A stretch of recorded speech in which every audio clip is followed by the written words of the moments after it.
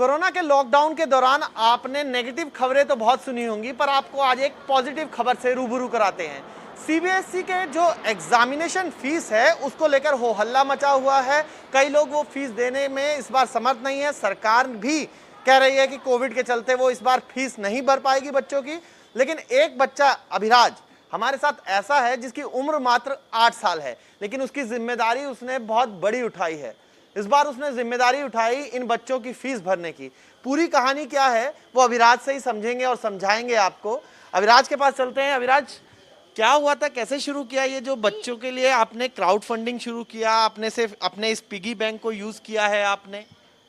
एक बार मम्मा बात कर रही थी फोन पे और फिर उसके बाद वो वरी टाइप्स हो गई, तो मैंने पूछा क्या हुआ। फिर उनने बताया कि बच्चे फीस नहीं दे पा रहे और पूरा की वो। तो मैंने थोड़ी देर सोच के आइडिया किया कि मैं पिगी बैंक से 5 बच्चे का कर दूंगा। अच्छा, यही वाला पिगी बैंक? हाँ। अच्छा। फिर उससे और सोचते सोचते फिर मिलाप का भी आइडिया आ गया, तो फिर हमने मिलाप में किया और बहुत सारे मेरे फ्रेंड्स और फैमिली मेम्बर्स कोई जो दूर रहते हैं उन सब ने डोनेट कर दिए, तो उससे फिर ये क्राउड फंडिंग हो गया। अच्छा, अभी कितना पैसा आप लोगों के पास आ गया और कितनी कोशिश अभी और जारी है करने की? 1,80,000 हो गया और 2 लाख तक 2 लाख करेंगे? हो जाएंगे।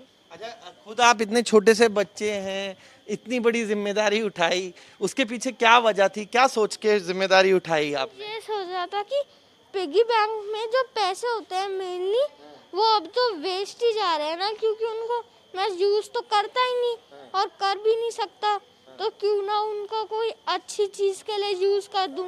इसलिए कैसे आए थे पिगी बैंक में? इतने सारे पैसे कैसे जुटाए थे? और जैसे कभी बर्थडे नहीं हुआ था ना मेरा सेलिब्रेट, अच्छा। तो गिफ्ट भी नहीं मिले थे फ्रेंड से, तो उसके पैसे सबने दे दिए थे कि जब कोविड खत्म होगा तब तुम इनसे ही मॉल में या कहीं से भी खरीद लो गिफ्ट। अब तो आपने हंड्रेड्स जो हैं बच्चे, 100 बच्चों से ज्यादा आपके दोस्त भी बन गए हैं अब ये लोग, जिन लोगों के साथ आपने इस तरीके से हेल्प करी है। अब फ्रेंड्स बन गए हैं वो लोग। फ्रेंड बन गए हैं। अभिराज के फादर इस वक्त हमारे साथ हैं। सर, आप जिस तरीके से ये पूरा चला घटनाक्रम, क्या शुरुआत बच्चे, इतने से बच्चे में कैसे ये सोच आई? हाँ, ये सोच के मैं खुद हैरान हूँ कि इतना छोटे बच्चे में इसने ये जो कॉज के लिए इतना बड़ा वो स्टार्ट किया है कैंपेन। तो जैसे इसने आपको बताया कि भाई जब जो स्टार्ट हुआ था वो एक नॉर्मल उससे फ़ोन कॉल से हुआ था, जिसमें लोग मतलब जो स्टूडेंट थे वो एक्चुअली परेशान थे कि हम नहीं फ़ीस पे कर पाएंगे। कोई कह रहा है कि मैम सिर्फ 500 रुपये ले लो, इससे ज़्यादा हमारा नहीं है, पापा की जॉब छूट गई, ये है वो है। तो हम लोग तो वरीड थे। इसने एक आइडिया दिया कि पापा कोविड के चलते मेरा बर्थडे सेलिब्रेट हो ही नहीं पा रहा, और बर्थडे तो नेक्स्ट ईयर भी बन जाएगा जब सब कुछ ठीक हो जाएगा, बट अगर किसी की फ़ीस नहीं हुई तो वो बच्चा बोर्ड का एग्ज़ाम नहीं दे पाएगा, तो उसको 1 साल रिपीट करना पड़ेगा।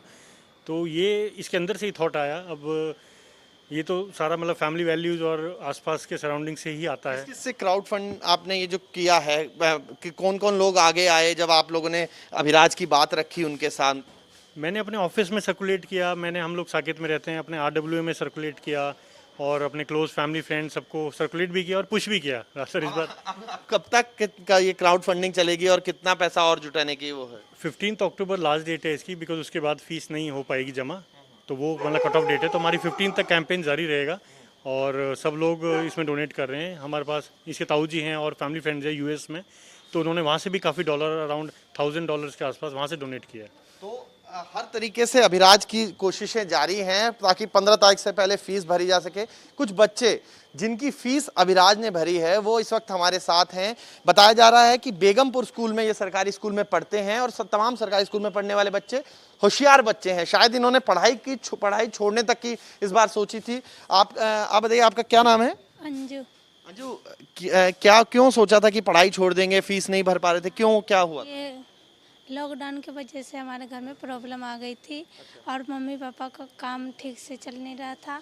लॉकडाउन की वजह से सब लोग कोरोना से डर रहे थे, तो फिर मम्मी ने सोचा फीस तो इकट्ठा हो नहीं पा रही है तो तुम्हें पढ़ाई छोड़नी पड़ेगी। तो फिर मतलब यही सोच रहे थे जो कैसे करके पैसे इकट्ठे करें और दीदी भी बीमार है, काम करने जाती नहीं है।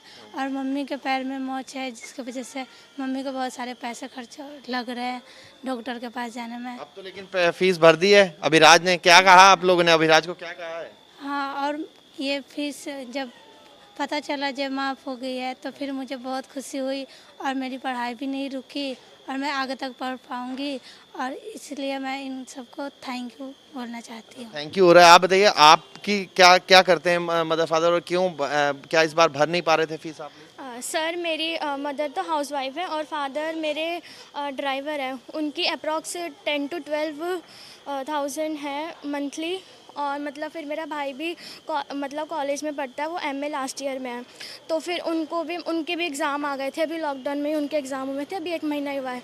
तो फिर उन्होंने एग्ज़ाम करने के बाद, क्योंकि फाइनेंशियल प्रॉब्लम इस टाइम बहुत ज़्यादा आ गई थी, तो फिर भाई को फिर मतलब स्टडी के बीच में मम्मा ने बोला कि फ़ाइनेंशियल प्रॉब्लम बहुत ज़्यादा है, तो भैया को भी फिर जॉब पे जाना पड़ा, मतलब हमारी वजह से ही। तो अब आप लोगों की फीस भर गई है, पढ़ाई आगे जारी रखेंगे। अभिराज जिसने फीस भरी है उसके लिए क्या कहेंगे? सर मैं तो बहुत बड़ा थैंक यू बोलना चाहती हूँ, मतलब मेरे पास शब्द ही नहीं है ये मतलब बोलने के लिए। उन्होंने हमारे लिए बहुत अच्छा किया। अच्छा, आप लोग भी अब फीस भर गई है, अब आगे क्या पढ़ के क्या बनना चाहते हैं और क्या अभिराज के लिए सोचते हैं, क्योंकि एक छोटे से बच्चे आगे आया, आप लोगों की मदद की? ये बहुत ही अच्छा है और हम बहुत ही खुश हैं कि इतना छोटा हो के उसने हमारी मदद की। हमें पता भी नहीं था कि ऐसा भी हो सकता है, और मैं तो आगे पढ़ के और कलेक्टर की नौकरी करना चाहती हूँ और इसको थैंक यू कहना चाहती हूँ कि उसने मेरे सपने टूटने नहीं दिए। आपके भी 11th में अच्छे मार्क्स आए थे, लेकिन अब आपने क्या सोचा था कि ड्रॉप करने की तक की नौबत आ गई थी? यस सर, मम्मी कह रहे थे कि छोड़ना पड़ सकता है क्लास, क्योंकि फीस देना इतना मुश्किल हो रहा था, तो इसलिए नहीं करना। तो ये वो बच्चे थे जिनकी शायद हो सकता था कि पढ़ाई अगर इस बार फीस ना दी जाती तो पढ़ाई तक छूट जाती, लेकिन इनके हाथ के ये थैंक यूज़, जितने भी पोस्टर्स आपको ये छोटे छोटे प्ले कार्ड्स और जो ग्रीटिंग कार्ड्स दिख रहे हैं, ये थैंक यू अभिराज के लिए है, उन लोगों के लिए है जो सोसाइटी में अभिराज के ज़रिए आगे बढ़े और अभिराज के ज़रिए आगे बढ़कर उन्होंने इनकी मदद की है। तो फिर कभी कभी नकारात्मक में भी सकारात्मक चीज़ें हो जाती हैं। यही आपदा में अवसर की तरह बन के आता है, दूसरों की मदद करने का अवसर, और यही अवसर जो है वो अभिराज और अभिराज के परिवार ने तराशा।